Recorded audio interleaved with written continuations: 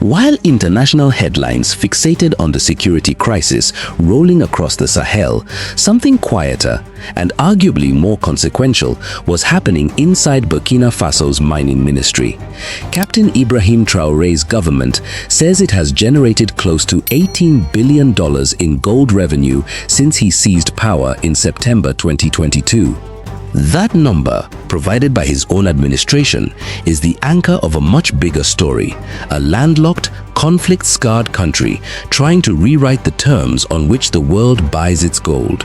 For decades, Burkina Faso dug up more gold than almost any country in Africa and still watched much of the profit walk out the door. Companies headquartered in Canada, Australia, and the UK, names like Endeavour Mining, IAMGOLD, and West African Resources ran the country's biggest industrial mines under licenses signed by earlier governments. Gold routinely accounted for around 3/4 of export earnings and close to 1/6 of GDP, yet the state's own stake in most projects sat at just 10%. Or left the country semi-processed at best, with the real value add, refining, happening somewhere else entirely, usually in Switzerland, South Africa, or the UAE. Meanwhile, Burkina Faso kept turning to the IMF and the World Bank to plug the gaps, and a large chunk of small-scale gold never touched official books at all. It moved through informal smuggling networks, some of it tangled up with the same armed groups, destabilizing the country's north and east. Traoré's central argument, echoed by his ministers, is that this arrangement was never really designed to build a mining nation. It was designed to keep raw material flowing out at the lowest possible cost, while the finishing work, the jobs, and the margins stayed abroad. Whether or not you buy the framing, the reforms that followed are concrete enough to trace.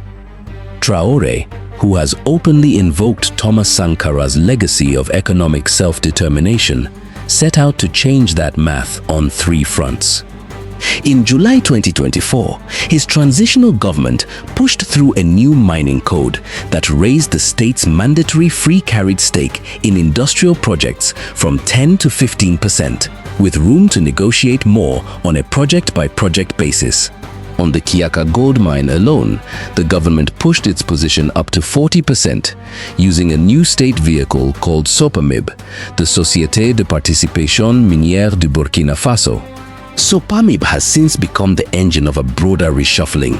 It took over the Bungu and Wagnion mines, formerly run by Endeavour Mining, and in July 2026 it opened Bubulu, the country's first industrial gold mine, built and operated entirely by the state from the ground up. By some counts, 6 of the country's 15 major mines are now majority Burkinabe owned. A shift that took roughly 3 years in a sector where ownership structures elsewhere in West Africa have barely moved in decades. In February 2024, the government suspended export permits for artisanal and semi-mechanized gold. The small-scale sector authorities say was bleeding out through smuggling networks that, in Traoré's own words, helped fund the very insurgents his army is fighting. The 2024 mining code went further, requiring companies to obtain prior state authorization before processing or selling gold at all. It isn't, contrary to some of the more excitable claims circulating online, a blanket ban on every ounce of raw gold leaving the country. Industrial mines still export doré bars under license. But it's a clear signal that Ouagadougou wants far more of that gold staying inside the value chain, not just inside the ground. In November 2023, Traoré laid the foundation stone for Raffinor, Burkina Faso's first national gold refinery, built in partnership with the Malian firm Marena Gold. Designed to process around 150 tons of gold a year at 99.99% purity, it's meant to do something the country has genuinely never done: turn its own raw gold into internationally certified bars without shipping it to Switzerland, South Africa, or the UAE first. Traoré has said the goal is for Burkina Faso to finally know the real value of what comes out of its own mines. instead of taking someone else's word for it. The catch? As of this year, Raffinor is still under construction, with officials targeting completion before the end of 2026. The centerpiece of the gold revolution isn't finished yet. It's a bet the government has placed and is racing to close out. So where's the money actually going?